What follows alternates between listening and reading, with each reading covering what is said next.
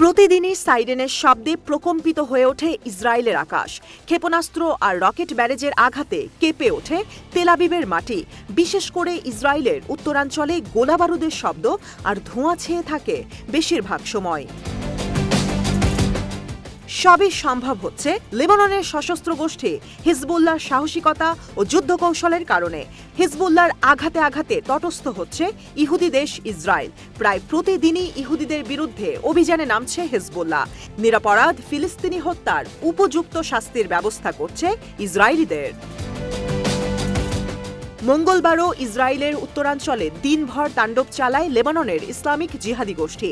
Missile, rocket, artillery shell ও ড্রোনের প্রতিটি আঘাতে ইহুদিদের বুঝিয়ে দিচ্ছে হিজবুল্লাহ ছেড়ে দেবার পাত্র নয়। হিজবুল্লাহর মঙ্গলবারের হামলার বর্ণনা দিয়ে খবর প্রকাশ করেছে লেবানন ভিত্তিক সংবাদ মাধ্যম আল মায়াদিন। লেবাননে আগ্রাসনের প্রতিবাদ জানাতেই হিজবুল্লাহর এ হামলা বলে জানায় গোষ্ঠীটির মিডিয়া উইং। এক বিবৃতিতে হিজবুল্লাহ বলে, আইডিএফের বিরুদ্ধে তাদের অভিযান সফল হয়েছে। তাদের আঘাতে বেশ কয়েকজন ইসরায়েলি সেনা নিহত হয়েছে। ধ্বংস করতে সক্ষম হয়েছে মেরকাভা ট্যাঙ্ক সহ অন্যান্য যুদ্ধযান।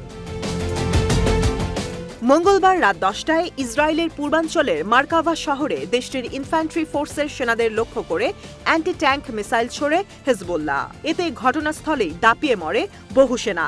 যদিও তাদের বাঁচাতে আধা ঘন্টার মধ্যেই উদ্ধার দল পাঠান ইসরায়েলের প্রধানমন্ত্রী বেনিয়ামিন নেতানিয়াহু। মজার বিষয় হল, যখন নেতানিয়াহুর পাঠানো উদ্ধার দল ঘটনাস্থলে পাড়া দেয়, ঠিক সেই মুহূর্তে তাদের লক্ষ্য করে আরও একটি অ্যান্টি ট্যাঙ্ক মিসাইল ছোড়ে লেবাননের সশস্ত্র যোদ্ধারা। সেখানেও ঘটে বহু হতাহতের ঘটনা। একই জায়গায় টানা দুইবার হিজবুল্লাহর আঘাতের পর যখন আবারও ঘটনাস্থলে উদ্ধারকর্মী আসে, তখনও ফের অ্যান্টি ট্যাঙ্ক মিসাইল দিয়ে আঘাত করে হিজবুল্লাহ। তাদের তৃতীয়বারের আঘাতেও তেল আবিবের বেশ কয়েকজন উদ্ধারকর্মী নিহতের ঘটনা ঘটে। এছাড়াও মার্কাভা অঞ্চলের চারদিক থেকে রকেটের সালভো ছুড়তে থাকে লেবাননের জিহাদি গোষ্ঠী। বেলা 12:15 ফিলিস্তিনের অধ্যুষিত হুনুন উপত্যকার আল মার্জ মিলিটারি সাইটে ইসরায়েলি সেনা সমাবেশ লক্ষ্য করে রকেট ছোড়ে হিজবুল্লাহ।